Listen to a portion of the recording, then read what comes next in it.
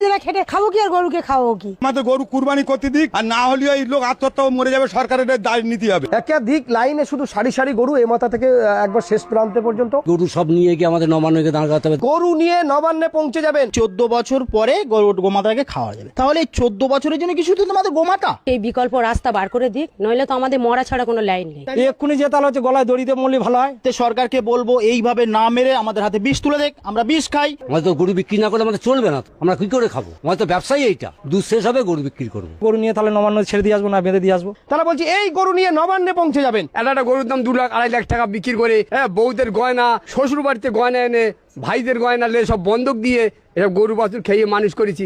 এইসব টাকা আমরা কি দেবো? ইন্টারনেটের টাকা লোয়ার এসে 5 লাখ টাকা, এসব টাকা আমরা কমতে দেবো? তাহলে তো আমাদের তো পালাবার ছাড়া রাস্তা নেই। আত্মহত্যা করতে হবে। আমার এখনই 15 লাখ টাকা দেনা আছে। আমাদের রাস্তায় বসে যেতে হবে। ছেলের আমার পড়াশোনা শেষ হয়ে যাবে, বন্ধ হয়ে যাবে। আমাদের মরণ ছাড়া রাস্তা নেই, গরুগুলো কি করবো আমরা? আমাদের কোনো বিকল্প নেই। ছেলের আমার কান্নার অবস্থা, মা আমার পড়াশোনা বন্ধ গেলে আমি কি করব? দাঁড়িয়ে আছি ভাঙড় থানার নারকেলবেড়িয়ার ঘোষপাড়া। একেবারে এই ঘোষপাড়া বলতে এই ঘোষপাড়াতে প্রতিটা পরিবারে কম বেশি হলেও আমি দেখাবো খাটাল আছে। তাদের দুধের ব্যবসার সাথে সাথে গরুর যে ব্যবসা, সেই গরু তারা কুরবানির সময় বাজারজাত করে এবং একটা মোটা অঙ্কের টাকা তাদের আসে। সেই টাকা দিয়ে তারা প্রচন্ড লেবার পোষে। দেখুন এখানে যারা দেখাবো বেশি অর্ধেক মানুষ কিন্তু লেবার শ্রমিকের কাজ করে এখানে। ঠিক সেই জায়গায় দাঁড়িয়ে আমি গরুর চিত্রটা দেখাবো যে গরুগুলো দেখুন, এক একটা গরু কোনোটা 3 লাখ 4 লাখ 4.5 লাখ 5 লাখ পর্যন্ত বিক্রি হয়। তাদের একটা মোটা অর্থ উপার্জন হয়। কিন্তু এখন বর্তমানে যে পরিস্থিতি, সরকারের যে আইন আছে, সেই আইনে যে পরিস্থিতি এসছে যে 14 বছরের উপরের গরু তারা বিক্রি করতে পারবে বা কুরবানি করতে পারবে। কিন্তু সেই জায়গায় দাঁড়িয়ে কুরবানির সময় গরুর যা আইন সরকার করেছে তাতে কিন্তু গরু বিক্রি হবে না। কি বলবো? আমাদের গরু তো বিক্রি হবে না। তাহলে সরকারের সেই ব্যবস্থাটা আগের থেকে তো